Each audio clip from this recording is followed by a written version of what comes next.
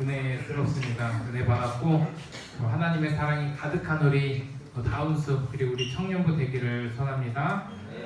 우리 오늘 같이 함께 말씀 보겠습니다. 오늘 말씀은 내가 살아가는 힘은 무엇인가 라는 것을 우리가 한번 오늘 말씀을 통해서 생각해 봤으면 좋겠습니다.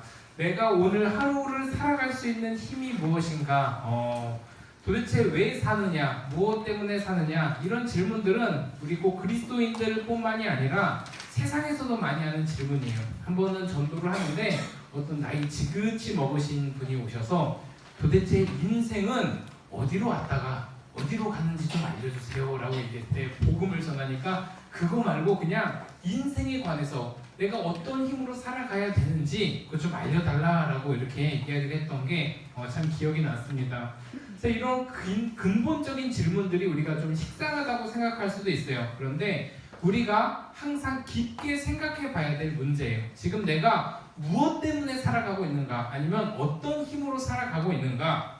실제 이 답을 찾지 못하면 세상에서조차 살아갈 힘이 없습니다. 많은 사람들이 인생을 포기하고 싶어질 때가 뭐냐면 목표가 없어질 때, 그리고 내가 살아갈 수 있는 이 힘을 얻지 못할 때, 내가 버틸 수 있는 하나의 이유가 있는데 그 이유가 사라져버릴 때 사람들은 참 많이 무너집니다. 인간은 누구나 이 삶을 살아가는 원동력이 있는데 실제 많은 이유가 있겠죠. 근데 보편적으로 보면 비전, 아니면 성취, 아니면 가족, 이런 것들이 삶의 원동력인 경우가 보편적이죠. 열심히 일을 하다가도 이 가족 생각하면서 이제 이렇게 버티거나, 아니면 나중에 내가 이룰 나의 멋있는 모습을 생각하면서 지금은 내가 비록 이렇게 바닥에 있지만 내가 언젠가는 성공하리라 라는 나의 미래를 꿈꾸면서 열심히 이렇게 최선을 다하기도 합니다.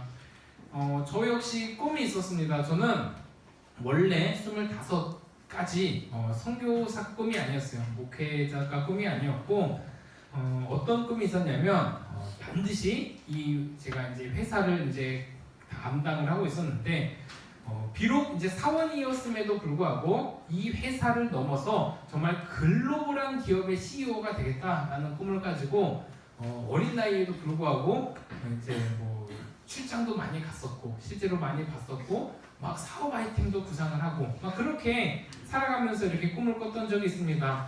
그렇게 꿈이 있다 보니까 삶이 지치지가 않아요. 너무 재밌고 막 즐거워요. 근데 거기에 이제 어떤 한 사건으로 인해서 이제 제가 이제 필리핀을 가게 됐긴 했는데, 실제로 세상은 아주 작더라도 삶의 목표는 이렇게 제시해 주기도 합니다. 학생 때를 이렇게 보아도 가장 학생들의 채찍을 이렇게 둘 수 있는 게 뭐예요? 이제 시험이죠. 이제 시험이나 아니면 입시라는 목표가 있기 때문에 그 목표를 가지고 정말 열심히 살아갑니다. 그리고 나이가 조금 더 들어서 20대 되면은 결혼이라는 목표가 있고, 또 취업이라는 목표가 있고, 또 30대 가면 가정, 양육, 안정, 그렇게 죽기까지 조금이라도 세상은 이렇게 목표를 제시를 해줍니다. 그래서 그 목표를 향해서 열심히 정신없이 달려가잖아요. 그럼 정말 인생을 잘 사는 것처럼 이제 느껴지기도 합니다. 이게 얼마나 좀 이렇게 아이러니한 게 뭐냐면, 실제로 성과를 거두지 못해도 열심히 하면 내가 좀 뭔가 살아가는 것 같아요. 근데 성과가 있더라도 내가 좀 이렇게 열심히 안 하면 뭔가 잘 사는 것 같지가 않아요. 그래서 항상 열심히 무엇인가를 해야 참 잘 사는 것처럼 보이기도 합니다.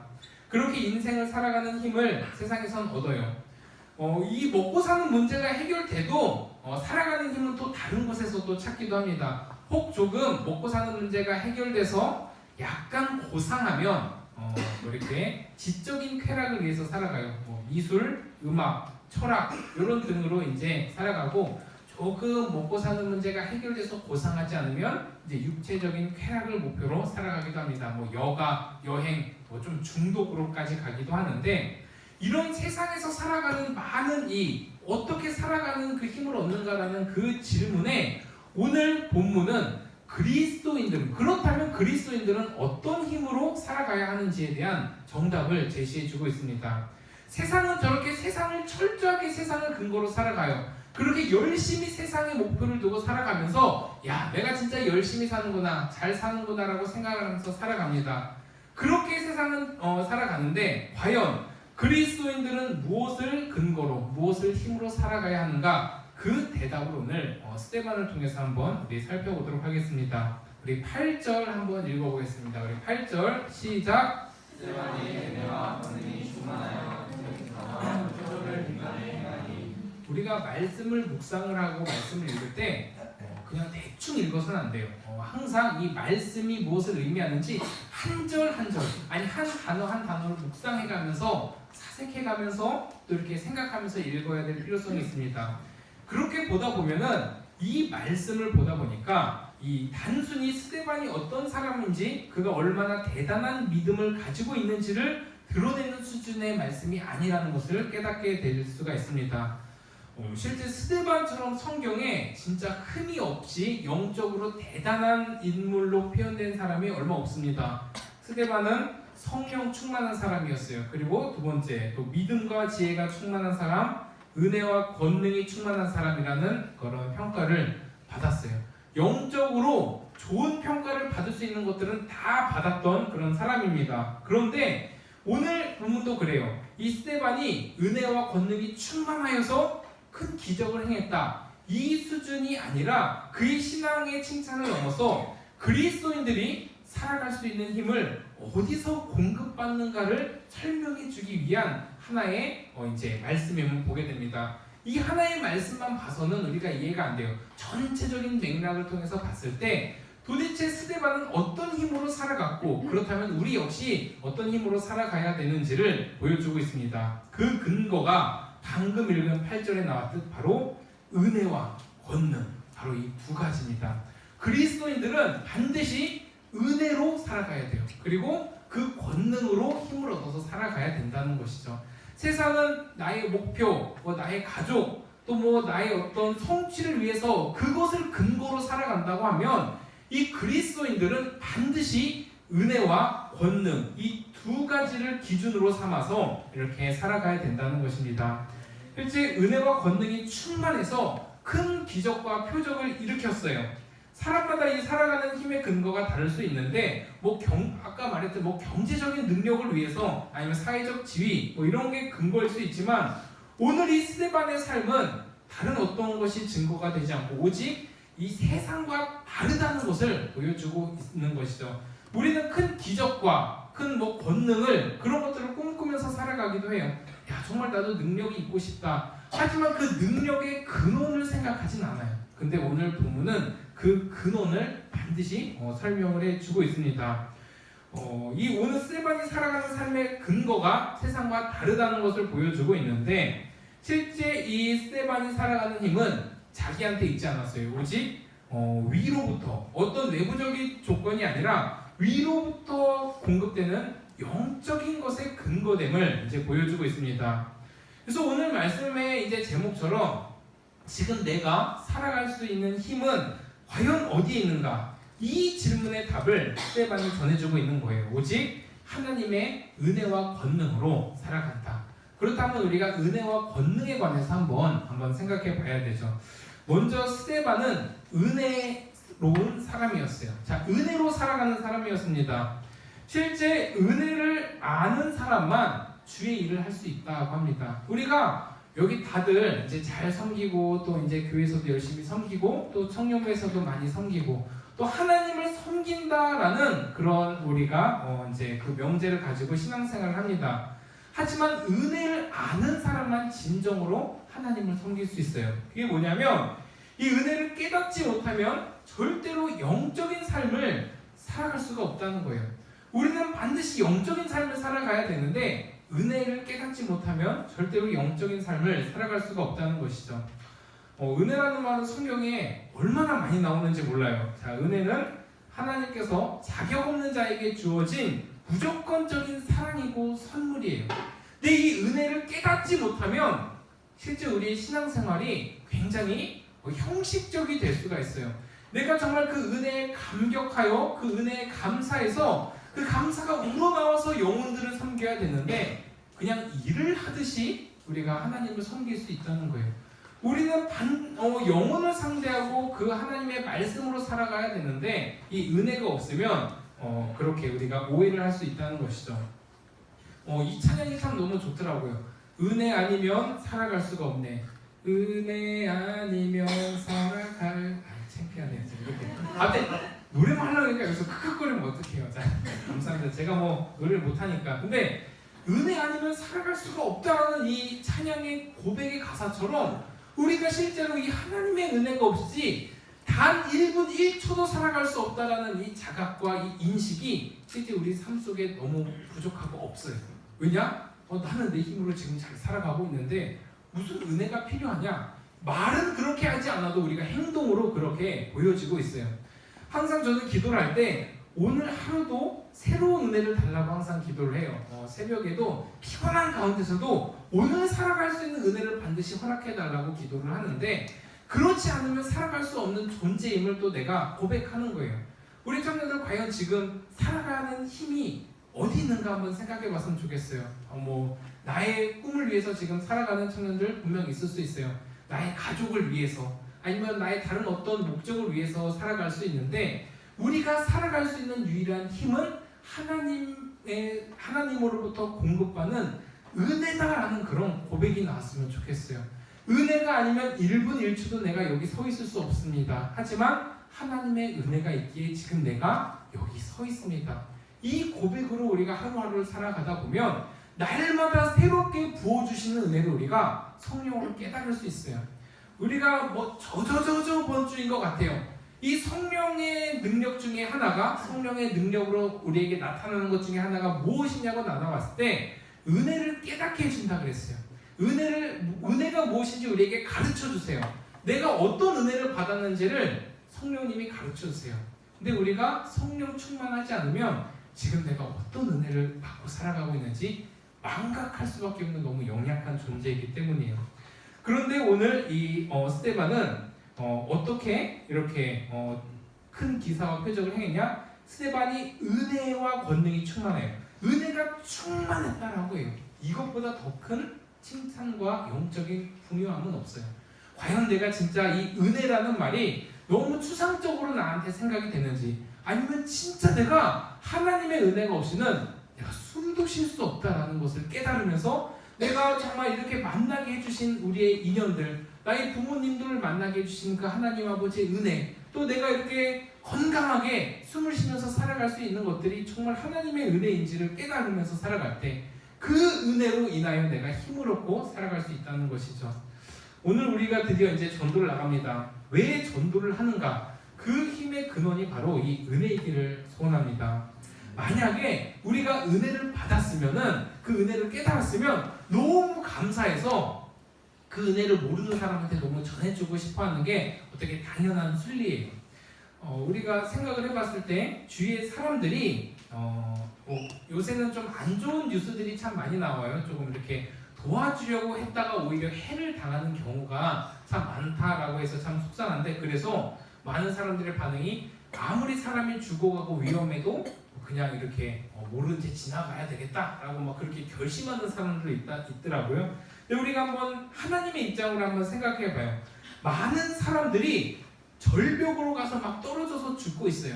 근데 지금 나는 안전한 곳에 있어요. 충분히 그 사람을 잡아서 말릴 수 있는데 그냥 우리는 가만히 이렇게 있다고 하면은 과연 하나님께서 우리에게 무엇이라고 말을 할까? 한번 생각해봤으면 좋겠어요. 지금 이제 막 버스에 사람들이 많이 타 있어요. 근데 운전수가 마귀예요. 그래서 막 이상한 막 절벽으로 가고 있어요. 그럼에도 불구하고 우리가 아이고 재밌다라고 그런 것들을 쳐다보고 있다면 하나님의 속이 어떨까? 한번 그것에 대해서 우리가 생각해봤으면 좋겠어요. 절대로 그것을 이렇게 칭찬하진 않으실게요. 진짜 너무하다, 무심하다라는 평가는 사람들에게도 받을 것이에요. 근데 사실 지금 세상이 그렇잖아요. 분명히 하나님을 모르면 저 절벽으로 떨어져 지옥에 떨어질 수밖에 없어요. 근데 우리는 생명을 소유했어요. 근데 하나님을 모르면, 예수님을 모르면 천국에 갈 수가 없어요. 이게 얼마나 슬픈 사실이에요. 근데 그 은혜를 우리가 받았다고 하면 그 은혜를 반드시 우리가 전파를 해야죠.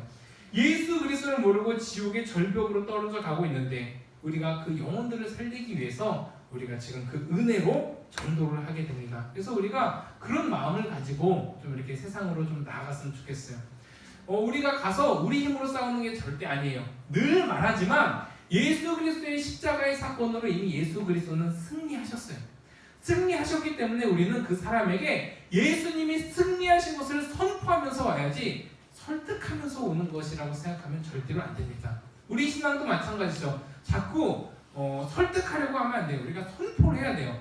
기도도 항상 선포하라 이렇게 이야기하는 이유가 부탁을 하는 게 아니에요. 나사렛 예수 그리스도의 이름으로 선포하는 이유는 이미 예수님께서 승리하셨기 때문이죠. 그런 우리 힘으로, 그런 은혜로 우리가 살아가기를 바랍니다. 두 번째는 뭐냐? 바로 권능이죠. 우리가 살아갈 수 있는 힘이 첫 번째 은혜라고 했다면 두 번째는 권능입니다. 우리 그리스도인들이 살아갈 수 있는 힘의 근거가 바로 권능인데, 이 스데반이 하나님의 말씀을 할 때 정말 소위 지식층이라고 하는 그 사람들을 포함한 그 스데반을 누구도 감당을 하지 못합니다. 그 이유가 바로 스데반은 권능이 있었기 때문이에요. 권능이라고 하는 것은 권세와 능력의 이제 줄임말인데 철저하게 하나님이 주신 힘이다라고 우리가 이해를 하면 됩니다. 이 권능이라고 하는 것은 내 안에 내 능력이 아니라 하나님께서 공급해 주시는 힘이다라고 이해를 하면 돼요. 그 능력으로 스데반은 두려움 없이 담대하게 변론했고 그것으로 인해서 하나님을 담대하게 선포했죠. 이제 하나님을 만난 사람은 누구나 모두 다 권능이 있습니다. 우리가 이것을 착각하면 안 돼요. 자꾸 자기 비하를 하면 안 되는 이유가 뭐냐면 이미 성령 충만한 사람은 권능이 있을 수밖에 없어요. 하나님이 주신 권세와 능력을 소유하고 있습니다. 그래서 자신감이 있어야 되면서 그 권능의 능력이 넘쳐나야 함에도 불구하고 이것이 우리가 살아가는 힘임에도 불구하고 우리가 자꾸 하나님의 권능을 무시하는 경향이 있다는 것이죠. 사도행 중에서 정말 중요한 핵심 말씀이 무엇이냐? 성령이 너희에게 임하시면 너희가 권능을 받는다는 이 약속의 말씀이에요. 우리가 성령 충만하고 성령이 우리 안에 소유가 된다면 우리는 이미 권능을 받았어요. 그 권능으로 우리가 살아갈 수 있는 힘을 얻는 거예요. 외부적으로 우리가 살아갈 수 있는 힘을 얻는 것은 굉장히 한계가 있습니다. 가족을 이루어서 자녀가 내 삶의 모든 목표가 되면 그 사람의 인생이 얼마나 비참한지 우리 너무나 잘 알아요. 삶의 목표가 다른 타인이 돼서는 안 돼요.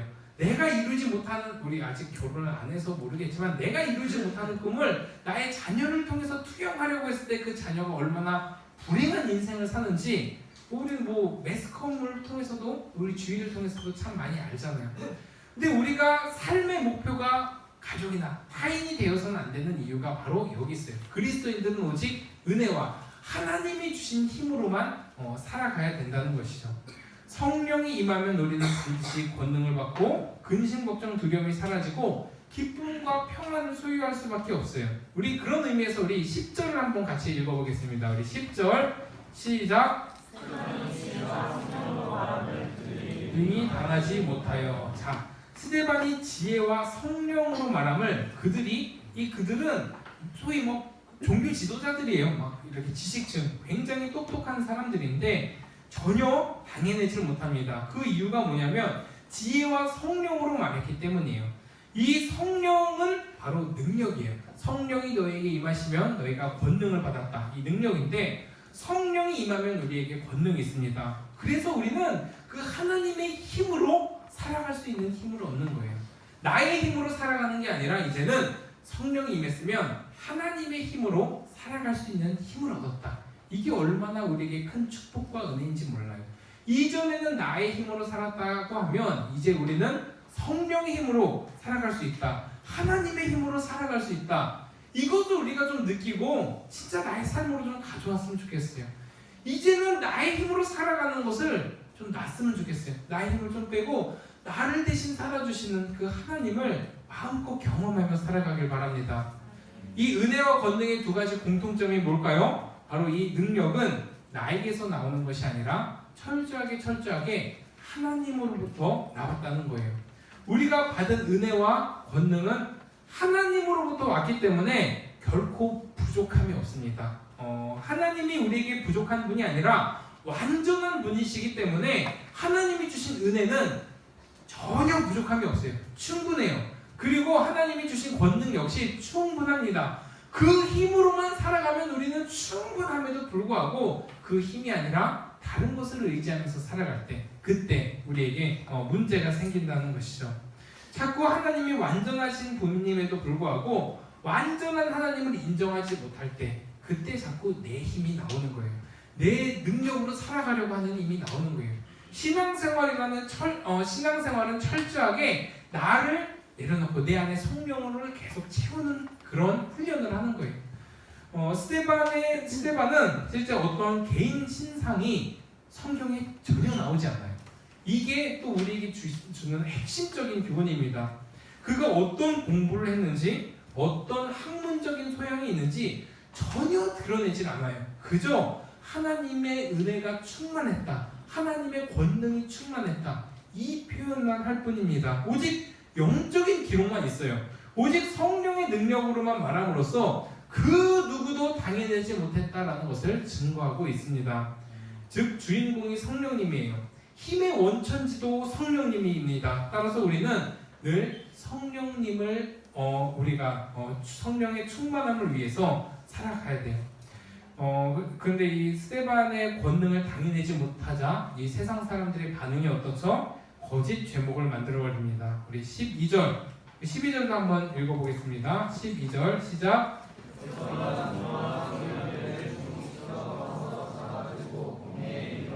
자, 충동을 시켜요. 그리고 13절에는 거짓 증인들까지 세웁니다.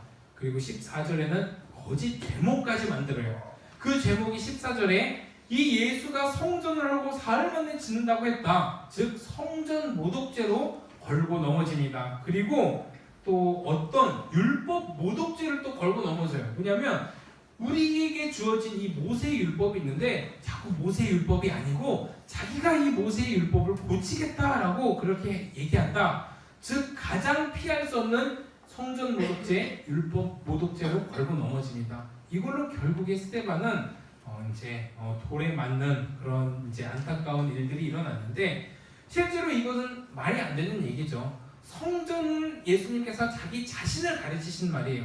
자기 자신이 헐어지고 사흘 만에 다시 부활할 것을 증거한 거고 실제로 모세의 율법이 모자라서 고치겠다는 것이 아니라 모세의 율법을 예수님이 완성하겠다고 얘기하신 것인데 그것을 걸고 넘어져서 그렇게 이렇게 오해를 사게 합니다. 그런데 이런 죄목에 굉장히 어울리지 않는 하나의 장면이 나옵니다. 우리 15절 함께 읽겠습니다. 15절 시작.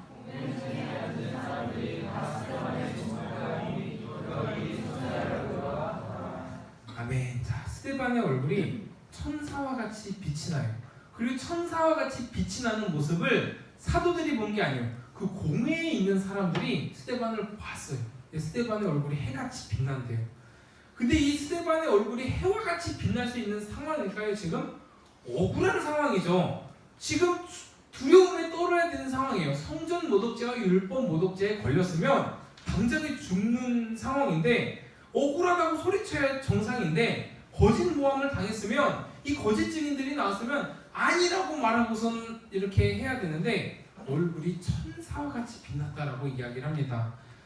저번 주에 제가 설교 시간에 얘기했듯이 제가 저번 주죠? 사고를 냈습니다. 당한 것도 아니고 낸 것도 아니에요. 근데 정말 저는 억울해서 탄원서까지 냈어요. 왜냐, 저 블랙박스도 제출했는데 잘못이 자꾸 나한테 있다고 하니까 상대방도 잘못이 있다 막 이렇게 하면서 얼굴에 억울이라고 막 이렇게 써놓고 막 탄원서도 냈고 블랙박스도 제출하고 실제로 조금 노란불에 좀 빨리 간 제가 나쁜 놈이긴 해요. 하지만 그게 억울해서 막 제출하고 막 이렇게 얘기했었는데 다행히 조사 결과는 잘 나왔어요. 이렇게 벌금도 하나도 안 나오고 너무 주의 은혜로 잘 나왔는데 그런데 이 스데반은 그거와 비교할 수 없는 억울한 일을 당하고 있어요. 거짓 증인들이 나와서 모함을 해요. 실제 거기에서 막 기쁠 사람이 어디 있어요? 누가 여기 은영이가 지금 여기 진곤이 완전 진짜 죽이려고 한다, 미워한다 이렇게 거짓 모함을 해요. 그러면 누가 그랬어 하면서 열받아야 되는데 지금 그 억울이라고 써져 있어야 되는데 스데반의 얼굴은 지금 해와 같이 빛나고 있대요. 자, 이게 도대체 무슨 이야기인가? 그 실제 얼굴이 빛에 났다는 것은 이 말씀이 또 하나님이 그 안에 임재했다는 증거예요. 우리 잠언 15장 13절 혹시 자막이 준비가 됐으면 한번 보여주십시오. 찾으면 또 시간이 걸리니까. 자, 우리 15장 13절 한번 같이 읽어볼게요. 앞에 있는 거 시작. 마음의 근심은 심령을 상하게 하느니라. 말씀에서 마음의 즐거움은 얼굴을 빛나게 한대요. 그러니까 얼굴이 빛나는 것은 마음에도 분명히 있어요. 여기서 얼굴이 좀 어두운 사람들은 실제로 마음이 어두운 경우가 많다는 거예요. 근데 얼굴이 해와 같이 빛나는 사람들 실제로 성령 충만한 경우가 참 많죠. 실제 이런 억울한 상황이 있어도 스데반은 얼굴이 해와 같이 빛났어요. 얼굴에서 티가 났어요. 모세도 그랬고 예수님도 그랬어요. 성령 충만한 사람은 얼굴이 해와 같이 빛이 납니다. 근데 아무리 억울한 일을 당해도 해와 같이 빛날 수밖에 없는 게 바로 그 안에 모세도 얼굴에서 빛이 날 때 자신의 능력에서 난 것이 아니라 하나님의 영광이 임했기에 난 것이기 때문에 우리가 생각하기에는 이 스데반이 이런 불법 제목에 뒤집어져서 정말 스데반이 열심히 멋있게 변론을 해서 승리를 하는 것이 좀 멋있기도 해요. 아니면 좀 돌에 맞아도 아무런 해를 입지 않고 이렇게 생명싸기가 이렇게 있어서 이렇게 조금 능력 있게 보이는 것을 좀 원하기도 하지만 근데 설교 한번 하고 이제 돌에 맞아 죽는 안타까운 모습이 나옵니다. 이렇게 보면 또 예수를 증거한다는 것이 도대체 아무런 힘이 없어 보이고 허무해 보이기도 해요. 얼굴이 해와 같이 빛나면 뭐예요? 죽었는데. 하지만 이런 모습은 우리가 기대하는 다른 모습이 있다라는 것 자체가 실제로 우리가 성경이 나오고 있는 이 예수님의 그 본질을 좀 오해하고 있는 경향이 있어요. 자, 그 우리 로마서 8장 35절도 우리 준비됐으면 앞에서 한번 읽어보겠습니다. 로마서 8장 35절 시작. 공고나 박해나 기근이나 적신이나 위험이나 칼이랴. 자, 여기서 우리가 보면은 하나님의 말씀에 하나님의 능력에 우리 있다 하면은 환난, 곤고, 박해, 기근을 없애주겠다라고 이야기를 하지 않고 뭐라고 이야기를 하냐면 이런 것들이 우리를 그리스도의 사랑에서 끊을 수 없다고 이야기를 합니다. 스데반의 죽음이 아무리 허무해 보여도 이 죽음은 절대로 하나님의 능력이 없어서 이루어진 일이 아니라는 거예요. 하나님이 패배하고 반대자들이 승리한 것도 아니에요. 그렇게 보일지라도 중요한 것은 하나님에 대한 사랑을 스데반은 완성을 했다는 거예요.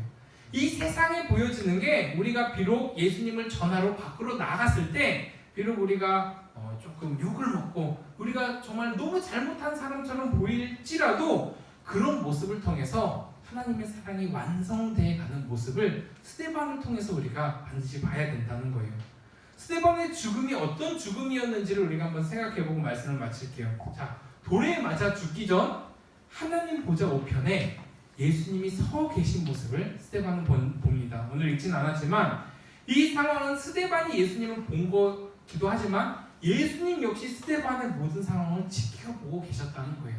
그럼 예수님이 지켜봤을 때 예수님의 우리의 생각으로는 좀 구해줬으면 좋겠음에도 불구하고 그 상황을 그대로 허락하셨다는 것은 예수님이 이 상황을 다 알고 계셨다는 것이고 보고 계셨다는 것이죠. 즉 하나님이 허락하신 일이고 또 하나님께서 이렇게 맡기신 일이라는 거예요.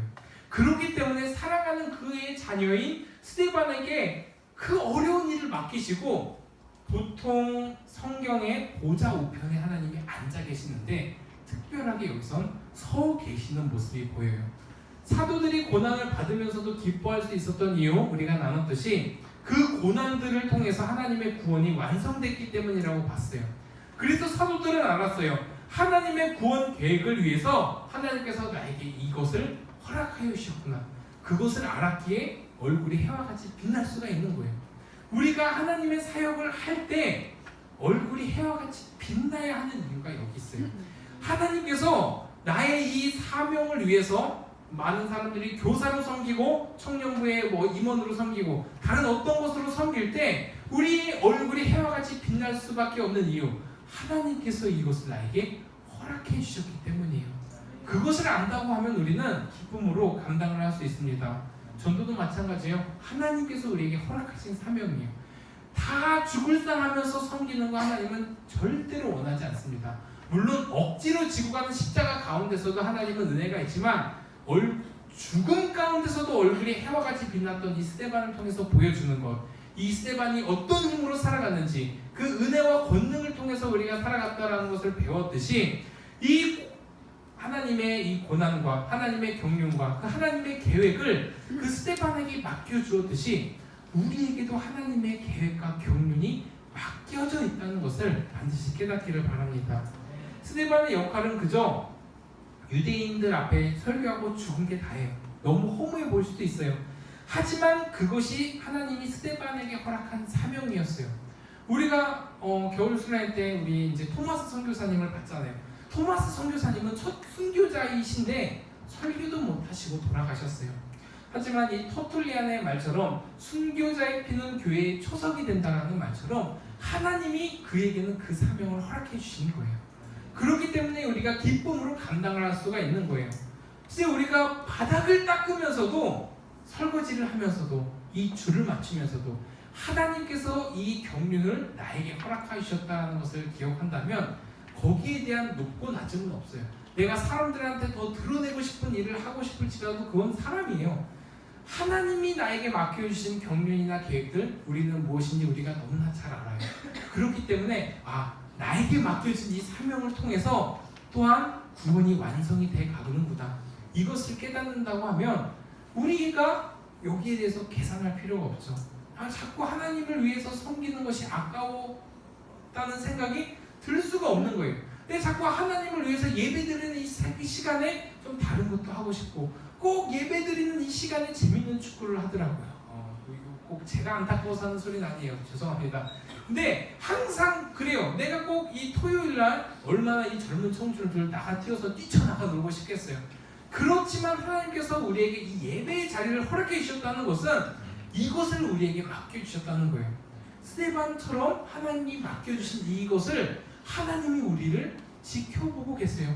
그리고 가만히 앉아 계시지 않고 서서 너무나 잘하고 있다, 아이고 잘한다 라고 하면서 지켜봐주고 계세요.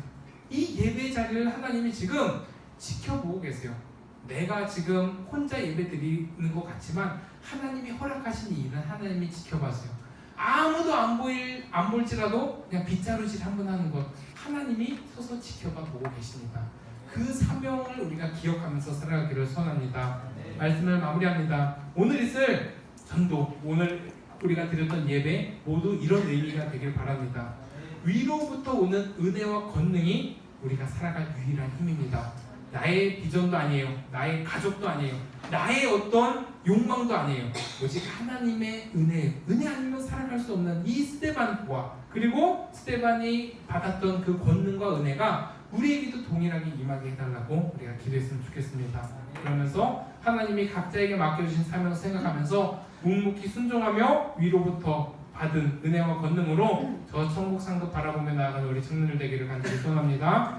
우리 찬양하겠습니다. 우리 다 같이 일어나서 내 이름 아시죠? 우리 찬양하면서 그냥 이렇게 기도하도록 하겠습니다. 나를 지으신 주님, 우리 함께 찬양하시겠습니다.